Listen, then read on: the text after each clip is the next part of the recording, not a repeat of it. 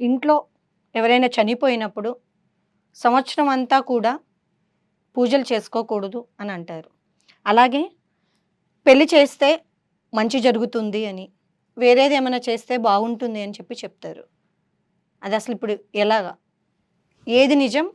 దీంట్లో ఏంటి ఆచారం చెప్తారా? మెగానైన్ ప్రేక్షకులందరికీ కూడా నమస్కారములు. ఇక్కడ మనం ఒక విషయాన్ని మనం గమనించాల్సిన విషయం, ప్రతి మానవుడు వారి వారి యొక్క సందర్భం వచ్చినప్పుడు ఈ లోకాన్ని వదిలి వెళ్ళేటువంటి పని జరుగుతూ ఉంటుంది. అయితే ఇక్కడ చెప్పిన మార్గాలు ఏంటంటే, చనిపోయిన తర్వాత వారికి తండ్రి గారు కానీ తల్లి గారు చనిపోయిన తర్వాత ఎవరికైనా 10 రోజులు మైలు అనేది అంటారు. ఇక్కడ 2 మైలులు చెప్తున్నారు. 2 మైలులు అంటే మొదటిది జాతాశోచము, రెండోది మృతాశోచము. జాతాశోచము అంటే ఎవరైనా పుట్టిన సందర్భము, అంటే ఇంట్లో ప్రసవం అంటే అబ్బాయి గారు కానీ అమ్మాయి కానీ పుడితే దాన్ని మనం జాతాశోచము అంటారు. జాతాశోచం అంటే పుట్టిన వేళ, అక్కడి నుంచి 10 రోజుల వరకు పురిటి మైలు అంటారు. పురుడు వచ్చిందండి అంటారు. ఈ పురిటి మైలుల్లో దేవతాలయాలకు కానీ ఇట్లా మిగతా ఏవైనా ఇంట్లో శుభకార్యములు కానీ పెట్టుకున్న వేళ ఈ 10 రోజులు ఎటువంటి కార్యక్రమములు చేయకూడదు. దీన్ని జాతాశోచము అంటారు.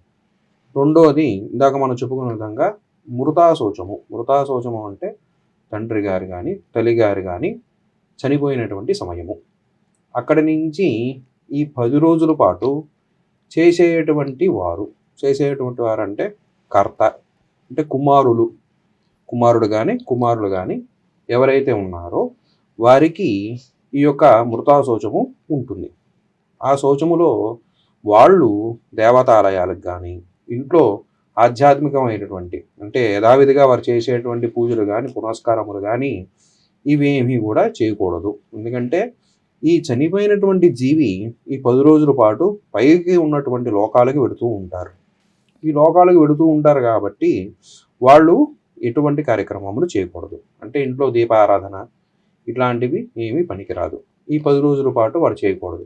అదే విధముగా వారింటి పేరు గల వాళ్ళు ఎవరైతే చనిపోయారో వాళ్ళ ఇంటి పేరు గల వాళ్ళకి కూడా 10 రోజుల పాటు మైలు ఉంటుంది. ఈ 10 రోజులు అయిపోయిన తర్వాత వారింటి పేరు గల వాళ్ళకి ఎవరైతే ఉన్నారో 11వ రోజు నుంచి శుద్ధి అయిపోయి మిగతా వ్యవహారములు కార్యక్రమాలు వేరే వాడు చేసుకోవచ్చు. ఈ చనిపోయిన వారి యొక్క కుమారులకు ఎవరైతే ఉన్నారో వారికి పెద్ద కార్యక్రమం ఉంటుంది.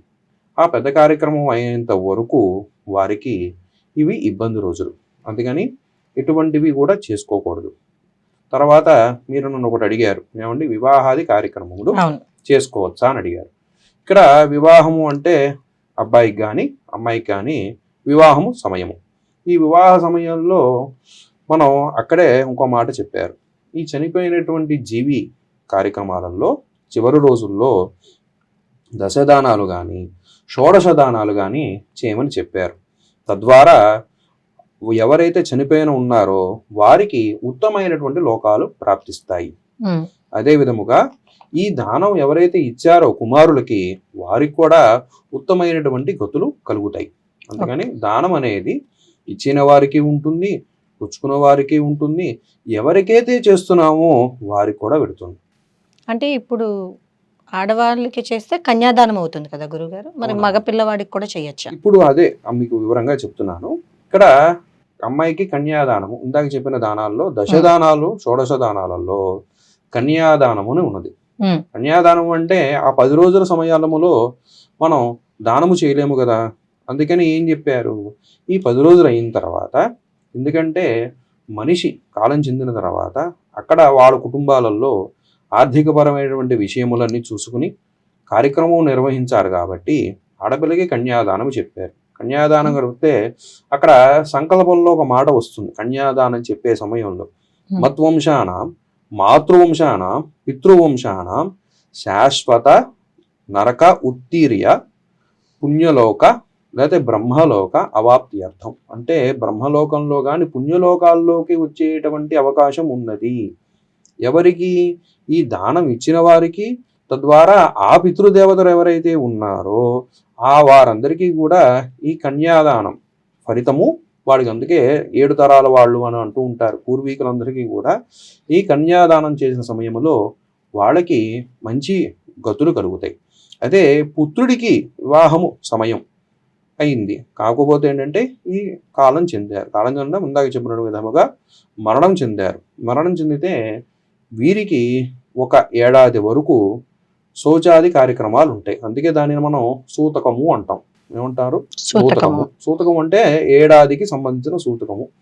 ఈ ఏడాది జరిగేటువంటి సూతకములో ఎవరైతే కర్త ఉన్నారో, కర్త అంటే చేసేవంటి వారికి కొన్ని చెప్పారు. అంటే ఈ జీవి నెల నెల కొన్ని లోకాలకు వెడుతూ ఉంటారు, మార్గమధ్యములో వెడుతూ ఉంటారు.